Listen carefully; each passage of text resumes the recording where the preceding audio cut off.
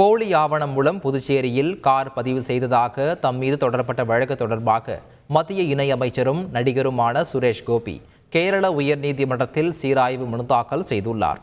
கடந்த 2010ஆம் ஆண்டு சொகுசு கார் ஒன்றை வாங்கிய சுரேஷ் கோபி அதனை புதுச்சேரியில் பதிவு செய்து கேரளாவில் பயன்படுத்தி வந்தார். இந்நிலையில் புதுச்சேரியில் போலி ஆவணம் மூலம் சுரேஷ் கோபி கார் பதிவு செய்துள்ளதாகவும் இதன் மூலம் கேரள அரசுக்கு 3,60,000 நஷ்டம் ஏற்பட்டுள்ளதாக கூறி குற்றப்பிரிவு போலீசார் வழக்கு பதிவு செய்திருந்தது குறிப்பிடத்தக்கது. டெல்லியில் காங்கிரஸ் மூத்த தலைவர் சோனியா காந்தியை ஜார்க்கண்ட் முதல்வர் ஹேமந்த் சோரன் தனது மனைவியுடன் சென்று நேரில் சந்தித்தார். சந்திப்புக்கு பின் செய்தியாளர்களிடம் பேசிய அவர், சிறையில் இருந்து வெளியே வந்த பிறகு சோனியா காந்தியை சந்திக்கவில்லை, அதனால் தற்போது சந்தித்ததாக கூறினார்.